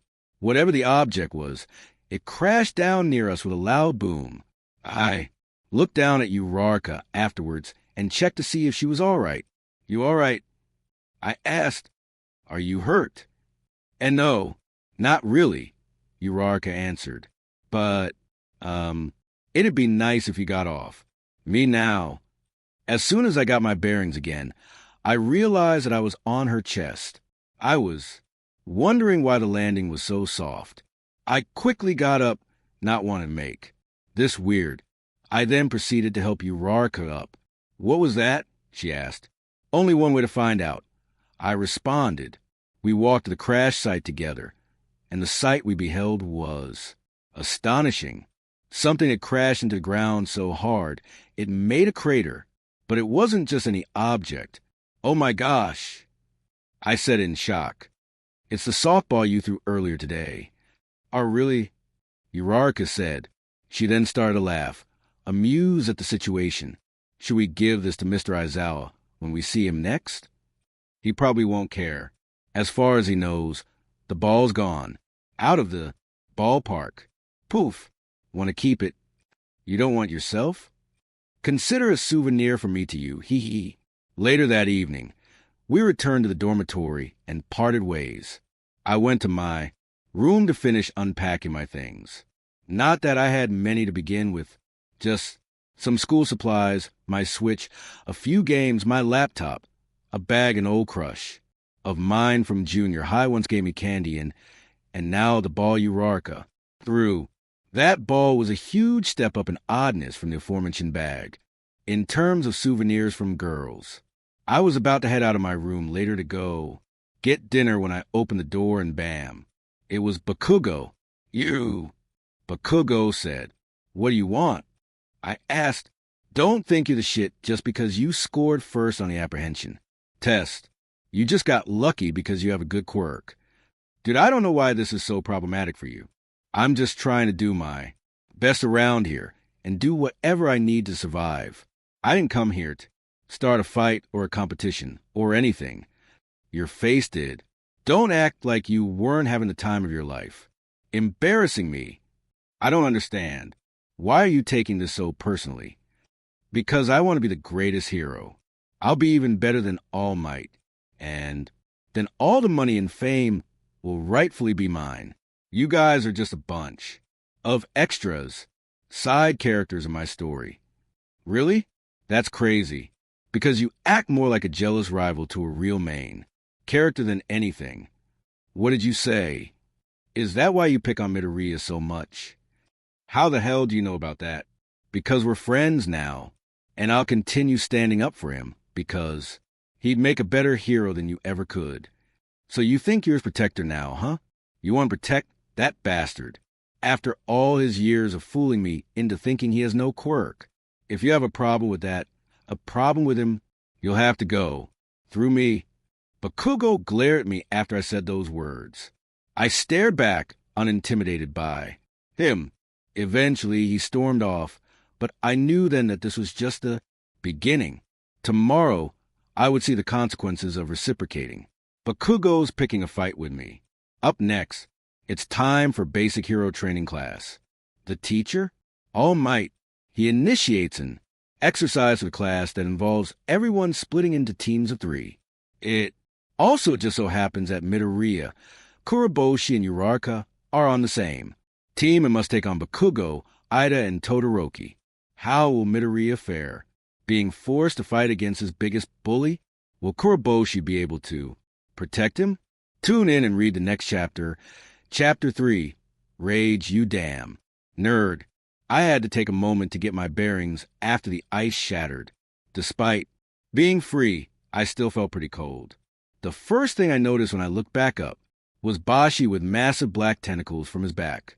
He sent them forward to try grabbing at Todoroki. However, he froze him in place. Is that the best you got? Todoroki taunted. Bashi proceeded to break the tentacles out of the ice and surprise him with a move I never thought I'd see. I remember when he eluded his ability to turn his arms into things during our conversation the evening before, but I wasn't expecting him to turn his arm into a long, black chain whip to smack Todoroki with. The first thing he saw when the ice shattered was his whip fist coming right at him. Todoroki didn't have much time to react, and it smacked him across the face, knocking him over. Bashi retracted his arm when the attack was over, and it turned back to normal. Whoa, you can do that? Deku asked as he watched in bewilderment. There's a lot I can do that you don't know about, Bashi answered. But for our enemies here, I'll give them a little demonstration, since they're so insistent on pushing me this far. Finally, Bakugo said excitedly, a real challenge. He launched himself towards the boys with explosions from his palms. Our battle will be legendary dash. Bashi swiftly turned his arms into a mace and swatted him aside like he was a fruit fly. Gawa! Bakugo shouted as he was easily thrown down the hallway by the force of Bashi's swing. I was impressed. I was fortunate to be on the same team as these two. Deku and Bashi were so strong, and they were willing to do whatever it took to win. Smooth moves, you G guys. I said, try to fight through how cold I was. Uraraka, are you okay? Deku asked, you're freezing. Yeah, I was frozen solid just a second ago. Speaking of, Todoroki was starting to get back up. I could tell from the look in his eye that he was ready to throw down with Bashi. It was as if he felt genuinely challenged by him. What we've been doing is a waste of time. Bashi said to me, and Deku, somebody needs to get to the weapon. Kakin isn't going to take this sitting down, though, Deku explained. He's made it clear from the beginning that he's going to use this as an opportunity to go after me. The only reason he hasn't been able to focus his attention on me is because you got in his way. Todoroki took a step and sent more jagged eye structures his way. But Bashi turned his arm into an axe and chopped through them. I intend to keep it that way. I appreciate the help, but this is something I need to take care of myself. Besides, it's smarter for helping you two get to the weapon. I'll draw Kakin's attention. You make sure Uraraka gets to the weapon. Thanks for discussing your plan right in front of me, Midoriya, Todoroki said coldly. Bakugo, don't fall for it. We need to take them on together. Don't tell me what to do. Bakugo shouted down the hall. Your ass is mine. Deku, you're going to throw the fight for us, you moron. You sure you'll be okay by yourself? Bashi asked one last time. I can't make any promises, but Kakin's my fight, not yours. I respect that. Stand your ground out there. Try to lure him somewhere. Todoroki can't back him up, or vice versa. A pun? At a time like this. Go. Okay. Deku tried running down the corridor, but slipped and fell on the ice. GH, hey Kakin, catch me if you can, you big horse's ass. With pleasure, Bakugo shouted as he launched himself closer with his explosions. Deku screamed, but Bashi used one of his back tentacles to shove Deku down the hallway and give him a boost. He slid down on his, but as Bakugo pursued him, run, Uraraka, Bashi told me next. I'll take on Mr. Freeze over here, since he Seems to be the most dangerous one. Okay, K, I replied. I turned away and slowly started making my way down the corridor in search of where the weapon might be hidden. I was freezing, but I wouldn't let that stop me. As long as Deku was taking care of Bakugo and Bashi fighting Todoroki, I didn't have much to worry about. Would Ida be a problem? I wasn't really sure. All I knew was that at the very least, he wouldn't be as bad as his two teammates. I'd hate to fight either of them. Izuku Midoriya. Ever since I passed the entrance exam, I couldn't help but notice how much Kaken's attitude towards me changed. In fact, days after I found out I passed, he confronted me in an alleyway to yell at me about it. How the hell did you pass that exam? Bakugo demanded as he grabbed me by the collar and pinned me to the wall. I told you not to apply. I was supposed to be the only one from this lousy junior high to be accepted into the UA, but you had to screw that up. You don't even have a damn quirk. There's no way you should have passed. I looked directly into his eyes, having had enough of Kaken looking down on me. I do have a quirk and I earn my power, I said, gripping his wrist, which surprised him. I'm getting into the UA, and there's nothing you can do to stop me. Now was the time for me to show him what I'm made of. As I stood back up from sliding across the floor, I was ready to do just that. As soon as Kaken caught up to me, he led with a kick, which I blocked with my arm. That wasn't my only plan, though. Using the capture tape and remembering my notes on Eraserhead, who I now know as Mr. Aizawa, I wrapped it around Kaken's ankle. It was only a matter of time now before he would suffer from the effects of his own momentum. Knowing him, he also got impatient and would have tried another punch. I was correct and slid under him, taking off the capture tape and letting him fall. As I moved carefully across the ice, I could hear Bakugo sliding across the floor behind me. After the previous exchange, I knew fighting him at close range would be difficult now, so I used this as an opportunity to retreat to another corridor to come up with a plan. I knew we had to act fast, though. That whole encounter with Kaken and Todoroki took up 3 minutes of our time, meaning we only had 10 minutes to find the weapon and stop it. Damn it! I heard Kaken shout in the corridors. You've been tricking me for years by acting weak. But you've been laughing behind my back, huh? Where's that flashy power of yours now? Quirk or no quirk, I'm gonna beat you, Deku. Gokai Kuroboshi. I kept my eye on Todoroki to see what he would do next. At the same time, I also watched Uraraka go. It was up to me to watch her back and make sure she gets to the weapon. Speaking of her back, though, her backside, goddamn. Sure, it was only noticeable now because of that skin-tight spacesuit of a hero costume she's wearing, but this girl packs a whole bakery.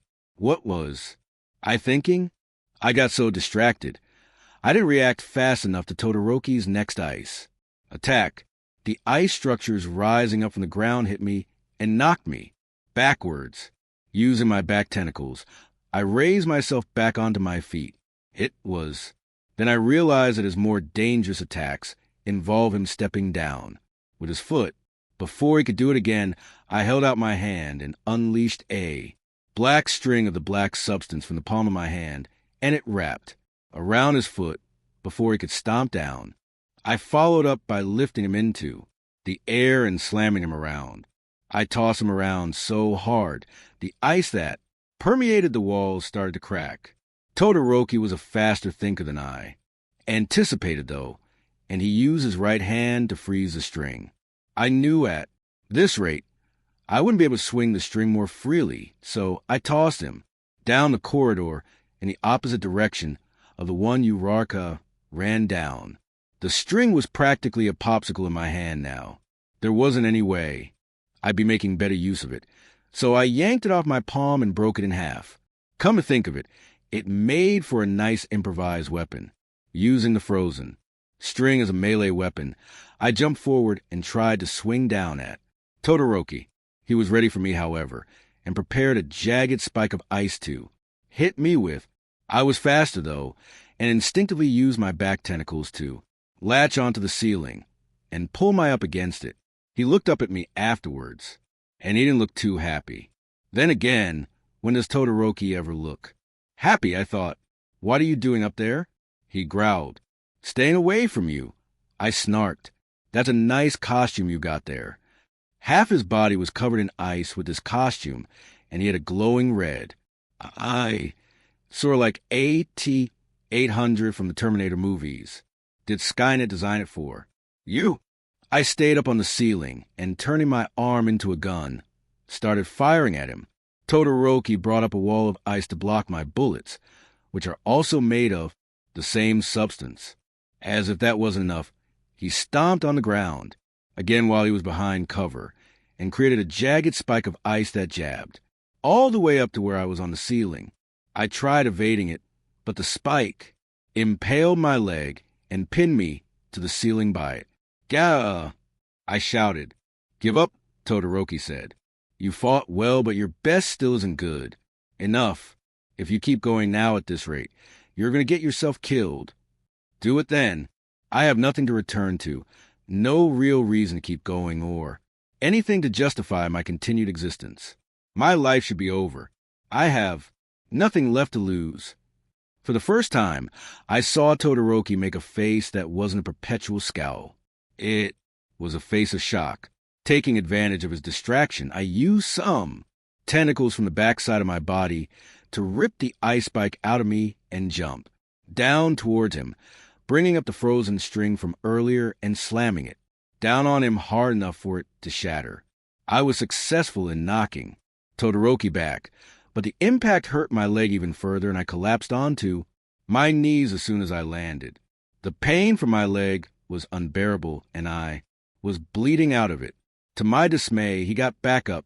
I thought for sure I was a goner, but he created a large wall of ice, blocking the corridor off and separating the two of us.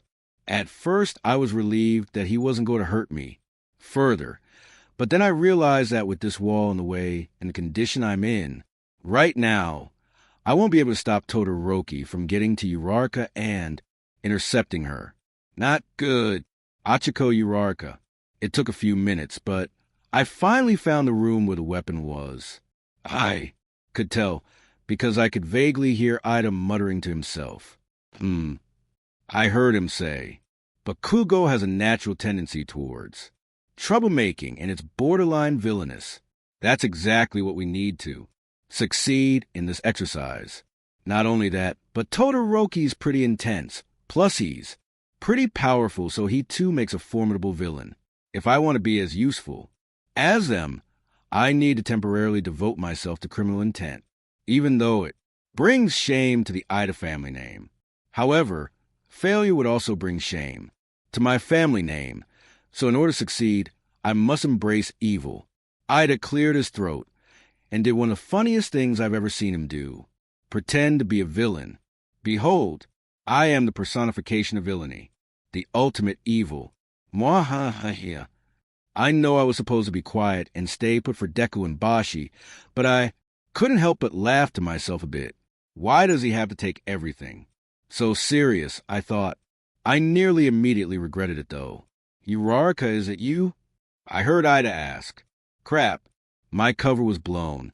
I came out from behind where I was hiding and revealed myself. Yep, I said awkwardly.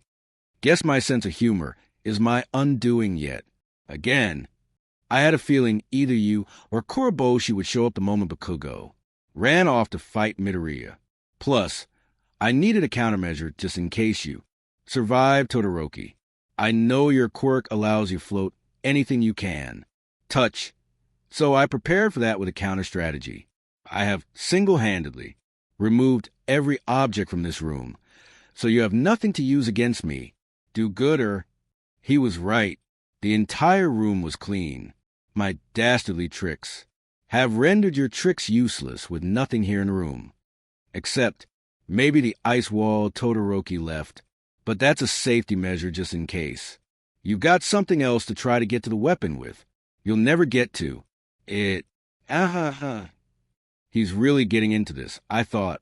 And yeah, there was a wall of ice in front of the weapon itself. There was only one way for me to get to the weapon, but to pull it off, I'll have to float myself over that wall. And over Ida, there was still time. Just 5 minutes left. I'll win this for us with time to spare, I figured. So I made my move, tucking in my legs. I used my quirk on myself and started to float in the air. There was no way Ida would be able to reach me at this height. I was close to getting over the ice wall when I noticed Ida running towards the ice wall. I was confused at first when I realized the base of the ice wall was sloped, sort of like a skateboard ramp. Ida ran up to this ramp and had gained enough momentum to slide up it and towards me. He jumped off the wall, grabbed me, and then tossed me back to the doorway, taking advantage of me being weightless. I crashed onto the floor hard enough to crack the ice. Ida landed afterwards and looked my way as he stood up. Ida laughed. I told you there was no way you were getting to the weapon. Did you really think that was going to work? You've blundered. Hero. Nah ha ha ha. Seeing the way the ice cracked under me, remembering how it broke during Deku and Bashi's fight with Bakugo and Todoroki, it gave me an idea. Izuku Midoriya. I heard a loud thud above me. Based on what I was able to figure out from the map layout we had earlier, I was able to determine that it came from the 5th floor above me. There's a room up there on the map. Deku, Bashi. Uraraka's voice called through my earpiece. Uraraka? I said in shock. What's going on? Are you okay? I'm fine. I just found a room with a weapon, but Ida also found me. Sorry about that, guys. How's it looking up there? Ida's guarding it, and it's blocked by a wall of ice that Todoroki left behind, which makes it even harder to get to the weapon. And there's only 4 minutes left. Hang in there. I'll capture Kaken. Bashi, how are you doing with Todoroki? Not good. I heard him say, breathing heavily. Are you okay? Uraraka panicked. I'm hurt, but that's the least of my concerns. I wasn't able to hold him back. Todoroki's coming to stop you, Uraraka. Wawewit. BB, but I'm not good enough to fight him. Hang on, I'll be right over. But for now, you need to be brave and do whatever you can to get past Ida. Before I could hear more what Bashi and Uraraka were saying, I heard a large explosion behind me. Much of the corridor behind me was destroyed and reduced to rubble, along with much of the ice. It was Kaken. He had found me, and he was likely trying to clear the ice so he wouldn't have a hard time navigating the building. I'm all loaded up, Bakugo said. What's that supposed to mean? I asked, why aren't you using that fancy quirk of yours? You mocking me again. Deku? You think I'm not worthy of your true power. This was it. For the sake of my friends, I had to face Bakugo here and now. I'm not afraid of you anymore, Kaken. Bakugo seemed furious at my defiance, but then he sneered and pointed the grenade-shaped gauntlet on his arm at me. You probably know this from stalking me so much, but with my explosion, Quirk, I secrete a nitroglycerin like sweat from my palms and make it blow up. Assuming the people in the Quirk registry did their damn job, my gauntlets are capable of storing that sweat, and I've been storing as much as I could to prepare for one monster blast. Imagine how powerful that'll be with a lot of it. He pulled the pin on the side of his gauntlet with his teeth. Next thing I knew, a massive explosion ripped through the corridor and in my direction. What was I supposed to do? I could only stand there and watch as it came my way. BLM, Gokai Kuroboshi. I heard and felt the explosion from where I was, and it was hard enough to cause pieces of the ice to fall off the wall Todoroki left behind. I couldn't give up, though. I had to stop Todoroki from getting to Uraraka. She was our best chance at getting to the weapon. To my surprise, I was able to get up even after my wound from Todoroki's attack. I felt the black substance fill in my wound, as well as a sharp pain in my leg as the wound forcefully closed shut and healed itself. My quirk had a built-in healing factor, and I didn't even No, that sure comes in handy. Determined to make another push, I pulled back my fist and used the black substance to increase its size and stretch it out before punching the ice wall. I left a significant crack in it and parts of it fell off, but it wasn't enough. Perhaps, if I moved further back, I could gain more momentum and punch even harder. I returned my arm to normal size and moved further back before trying again. Now that I was at a farther distance away, my stretching punch would have more force behind it. I swung my arm back in the direction of the ice wall and watched as my arm carried my fist over and it increased in size. It was a success. My enlarged black fist punched the wall hard enough that it shattered completely. With my leg healed and the wall destroyed, it was time to stop Todoroki. Pressing my palms to the floor, I spread a massive, linear puddle of the black substance down the hall and started surfing down it. As I surfed down the hall, I could hear All Might screaming in vain from the earpiece I knocked out Bakugo's ear. "Stop this right now, young Bakugo," All Might urged. "Another blast like that, and you will automatically fail the exercise." Bakugo's explosions were that big. I immediately went to my own earpiece to talk to All Might myself. "All Might, he can't hear you," I told him. Huh? Why not?" I knocked his earpiece out of his head while we were fighting. "Shit!" Izuku Midoriya. I felt a burning sensation after the explosion. My arm had it the worst. It took the brunt of some of the damage, and the sleeve on my jumpsuit was shredded off my arm. I stared in shock. I couldn't believe something so powerful was allowed, and that Kakin would use something like that on me, when I could have potentially been killed. How is that even allowed? I stuttered. These things are awesome.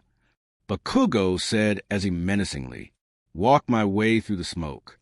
The more nitroglycerin stored in these gauntlets, the more powerful it is. Go ahead, use your stupid quirk. Even at your best, you can't defeat me. I got up afterwards and raised my fists, ready to fight again. We'll see about that. Come at me. You sure you want me to? You seem pretty scared. Starting to realize how hopeless you are. I was expecting him to punch at me again, but to my shock, he was ready to fire another blast from his gauntlets. What's the matter? If you're so scared, you better start dodging, Deku, Bakugo shouted. He then fired another blast, but I took his advice and dodged this one. To my surprise, it seemed like he was leaving me a way out. The blast was pretty big, but there was still a small gap to the side where I could dodge. I took that chance, and taking advantage of the smoke, I got low and ran past Kakin. He likely expected me to do that, but that was part of my plan as well. Sure enough, as if right on cue, Bakugo jumped toward me to try punching me, but I kept running rather than engage him. "Why are you running, Deku?" he shouted. "Why are you running?" He rocket jumped behind me and used the explosion to launch himself in front of where I was running. I thought quicker, though, and when he tried to punch me, I slid under it and dodged him. "What's the situation looking like?" I asked Uraraka through my earpiece. "Not good," she responded. "I need a way past Ida in the wall. But now, Bashi's telling me that Todoroki's on the way?" "Keep stalling, Bakugo." I heard Bashi say suddenly through the earpiece. He seemed much more confident than before despite being hurt earlier. "What now?" "Bashi, you're okay?" I asked him. "I'm on my way," Bashi said. "Keep them busy. We're going to end this." "Are you ignoring me, Deku?" Bakugo shouted behind me. Be careful, guys." I panicked. Achiko Uraraka. It was all up to me. I had to hold off Ida somehow. I had to think of some sort of way to break the ice in the room. I couldn't let Ida know what I was up to. Though, "Why are you stalling, Ida?" I asked to try provoking him. "I'm right here." "Why? Don't you capture me?" "Wait. Why you say it like that, do-gooder?" He asked skeptically. "Hey, I'm just trying to get you to use some common sense." "Well, I don't need your help with that. I am a super evil genius." "Okay, super evil genius. Ida, Tell me a monologue about how great you are. Gladly. I am actually the true mastermind in this evil plot. My henchmen, Bakugo and Todoroki, didn't exactly do as I planned, but somehow it's working. In our favor, anyway. Soon, the weapon will go off, and we will rule the world. Mwahaha dash. While he was busy monologuing, I crept up to the ice wall and tried making myself float again.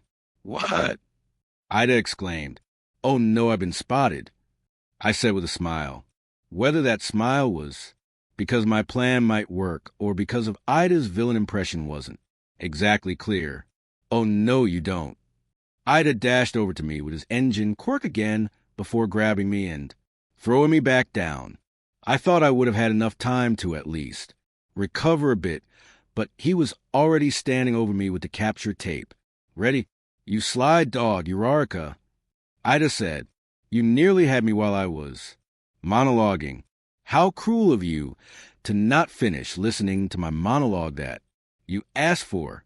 Unfortunately for you, you're right where I want you. I'm going to take you hostage now. Mwaha. As he reached out to put the tape on me, I reached out as well to touch his arm, making sure to use all 5 of my fingers. With that, I activated my quirk, and Ida began to float in the air. Gah! He panicked. Put me down at once or suffer my wrath. Sorry, Ida. I shouted up to him, but I need to borrow you for a second. With that, I faced Ida toward the ice wall and slammed him into it a few times, like a human battering ram. The ice wall itself wasn't very thick, so with enough force, after a few times, I was able to use Ida to shatter it almost completely. Now was my chance. As soon as Ida crashed down in the back of the room, I made a mad dash for the weapon. Unfortunately, Ida reacted quicker than I thought he would. As soon as I made a jump for it, Ida got back up and ran to the weapon, picking it up and moving out my way. I crashed afterwards and slid into the wall. Ha ha ha. Did you really think that was going to work? I can keep moving. This for as long as I please and waste all of your precious time. There's only 2 minutes and 40 seconds of it left. I could have really used Deku and Bashi's help then. And then to make matters worse, Todoroki arrived. It wasn't like I was even really winning to begin with, but he showed up anyway just to make things worse. Just in time, Todoroki! Ida exclaimed. Help me capture this do-gooder. What's gotten into you, Ida? Todoroki asked. No time to explain. Capture her. Whatever you say. Weirdo. Todoroki started walking over to me. I started to panic, unsure what to do. There was no way I would be able to fight back against him. He was too good. Fortunately, I wouldn't have to do anything, because a black tentacle gripped onto Todoroki from behind. Yes, I was saved. Why don't you pick on someone closer to your skill level? Bashi shouted, before pulling himself close to Todoroki and kicking him. What the? Todoroki grunted in shock. How did you recover so quickly? I wounded your leg. Get to that weapon, Uraraka. I'll take them on. Gaha, you fool. Ida laughed. You cannot hope to take the both of us on at once. Try me. Bashi unleashed multiple black tendrils all around him from his back. Ida was caught by surprise and shoved to the corner of the room against the wall by one of them while Todoroki blocked it with a small wall of ice. I started running for the weapon again, but Todoroki froze the floor once more, and I was frozen to the ground again by my legs. Not again. I cried out, touched the ice. I did what Bashi told me and touched the ice, which at this point covered the whole floor. While this was happening, Bashi stretched out his arm as a long black tentacle and grabbed onto the ice wall and swing around. Todoroki tried, countering by stomping on the ground and sending more ice spikes to stab up at him, but Bashi was ready for that too. He brought his arms together and formed a black shield from his elbows before plowing through the ice and into Todoroki. After crashing into Todoroki, Bashi pressured him with a series of punches and kicks.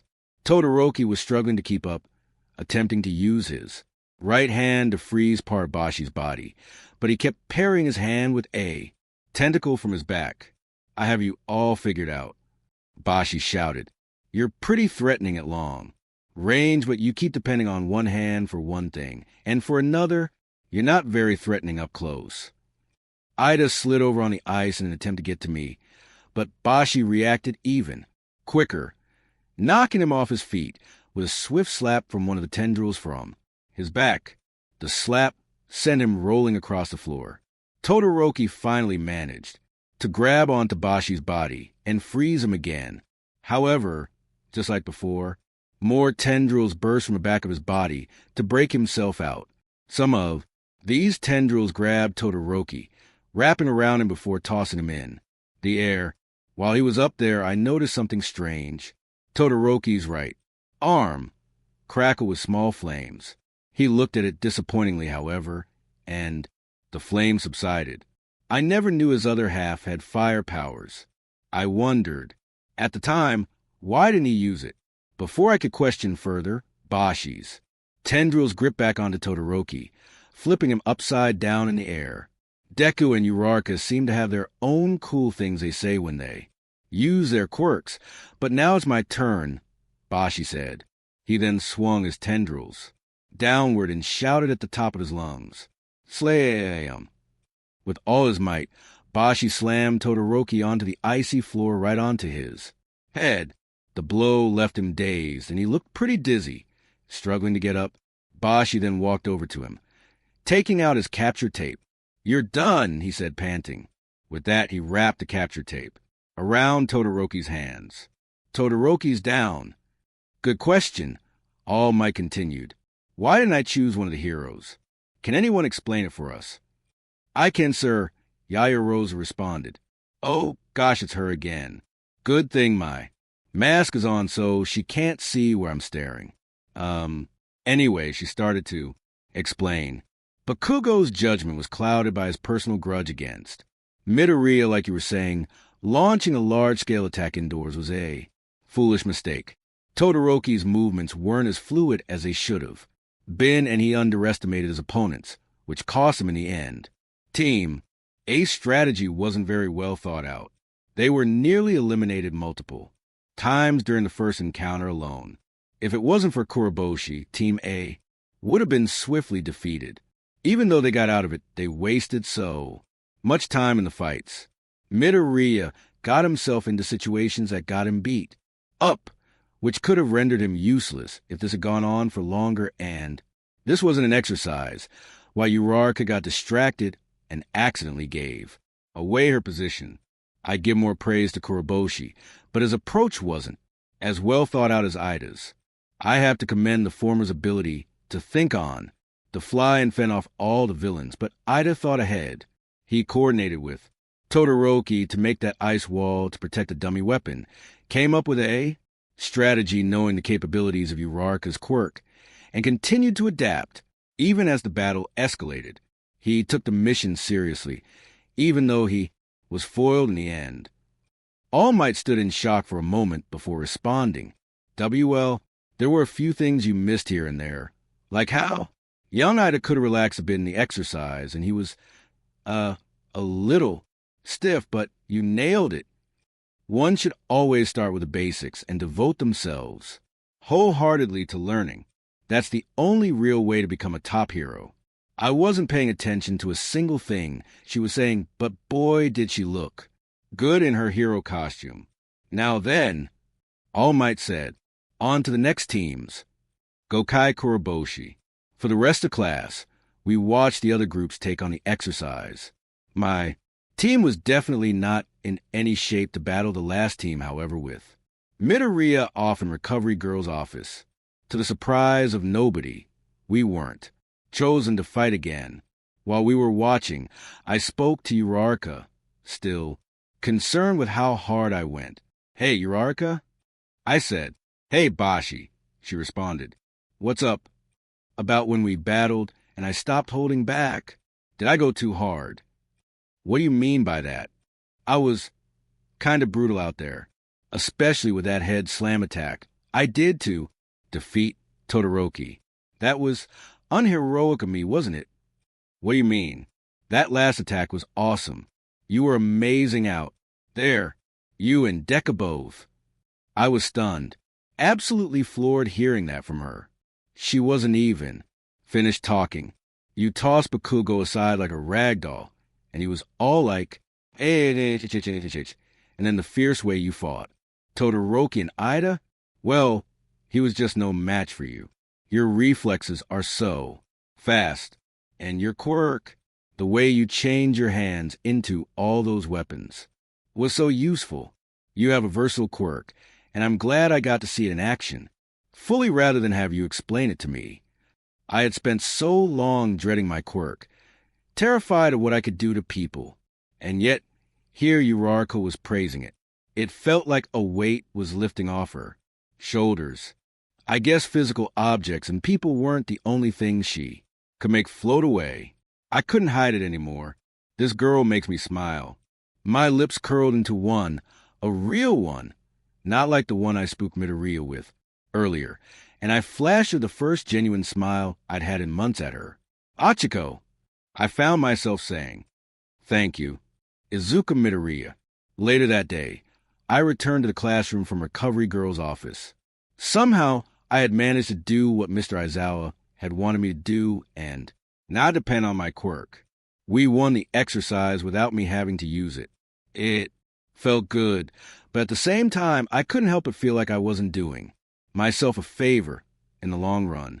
Sure, there's going to be times where I can't afford to rely on one for all forever, but at the same time, I still need to train myself with it somehow and improve. The longer I go without using it, the more likely I'll probably wreck my body whenever I'll need to use it again.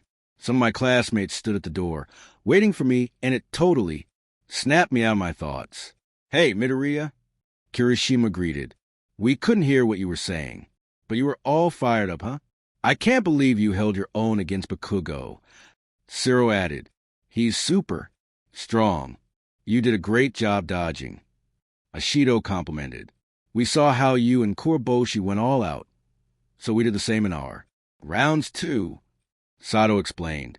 Far from elegant, Aoyama said. But I suppose she was cut off by Ashido, who hopped excitedly in his way. Your dodging was like, woo, she said. So noisy, Tokoyami said as he sat on his desk. Tokoyami, Ida shouted as he made his way to him. Stop using that desk as a chair. You need to chill, Jiro told him. You seem to be carrying a lot of attention, Ojiro pointed out. No one understands. Ida continued. I cannot condone actions like that, done to these desks. Our upperclassmen once used them. Also noisy. Tokoyami said again. Ida never seems to relax. Achiko entered the classroom with Bashi and Kaminari. It looked like they were helping to carry books. So, Achiko, Kaminari said as the trio returned to the classroom. We should grab a bite sometime. What kind of things do you like? She thought. Anything sweet, like mochi. I love mochi. Her attention turned to me. Hey, Deku. Uraraka immediately ran over to me, much to Kaminari's disappointment. I saw Bashi put a stack of books down and cross his arms as he looked at Kaminari. I don't think you're her type, he said flatly. Way to lift me up, man, Kaminari responded. How are your injuries healing? Uraraka asked me. Oh, that depends on my stamina, I answered. I couldn't help but notice that Bakugo's desk was empty. Hey, Uraraka? I asked, where's Kakin? We tried to stop him from leaving, but he wouldn't listen. You just missed him. I ran to try looking for him. Sure enough, he was walking in the direction of the school's dormitory. Kakin! I called out to him. Wait up. What? He said as he slowly turned to me annoyed. I wasn't hiding my quirk from you all these years. In fact, I just got it recently. I borrowed it. I can't tell you who gave it to me, though, so don't ask. The thing is, though, I haven't fully mastered it yet. I still have so much to learn, and that's why I'm here. I meant what I said earlier. I didn't refuse to use it on you because you weren't worthy. It just wasn't a smart time for me to use it at the time. But I swear, when I'm ready, I'll give you a proper fight. And I'll win. Bakugo gave me the side. I was left wondering why I said that. I had only meant to tell him that I wasn't tricking him. But then again, I meant it the first time. How dumb do you think I am? Bakugo asked. Borrowed power? Don't talk to me like I'm a damned idiot. You already humiliated me once in the training. Exercise. Did you come here to run it in? I lost, and to make matters worse, it was to you. Even if you never had a quirk, you still would have beaten me. I came in first in the exam, but that wasn't enough. When I watched that ice guy, on the replay of our battle, I realized if we fought, I wouldn't be able to beat him in a head-to-head fight. And the guy with the black slimy tentacles, he was on another level, and all he had to do was start trying. Even when he wasn't trying, he was able to fight on par with me. Crap, I even agree with what that girl said. My attack was so stupid. Damn it, damn it, damn it, damn it. Tears were falling from Kakin's eyes now. Enjoy that win. Deku, you won't get another. I'm just getting started. You got that? I'm gonna be the #1 hero matter what. We stared each other down for a moment before he finally turned and started walking off, presumably to his dorm. You'll never beat me again, you bastard, he said as he wiped his tears. Don't even try. As he turned to walk off, I heard a booming voice from behind me. There you are, All Might shouted. He ran past me really quickly and grabbed onto Bakugo's shoulders from behind. Young Bakugo, pride is an important attribute to have when being a hero. But while you certainly have the capabilities to become a pro hero, there's still plenty you have to learn. Dash. Let go of me, All Might, Bakugo growled. Right now? I'll be more famous than you, and I'll do it without your help. All Might let go of him awkwardly, and he resumed walking off to his dorm. Fire was ignited in him that day, but I couldn't let it stop me from doing what I needed to do and kept chasing after him. Young Midoriya. All Might called to me next. What were you saying before I came in so heroically? It was nothing, really. I stammered. I want to hear all the juicy details. I forgot. Up next, as if the initial battle trials weren't challenging enough, what our heroes must prove themselves in next will further test their limits. Next time battle training begins. The exercise will involve the whole class at once. Everyone will be split into 2 separate teams again, being the heroes and the villains. But this time, Midoriya and Kuroboshi won't be on the same team. To make matters worse, Kuroboshi is on the same team as Bakugo. Tensions between them have already begun to spark, but will they be able to work together to succeed in the exercise? How will Midoriya deal with them and work with the classmates on his team? Find out in the next chapter, Chapter 5, Teeth Clenched, Teamwork.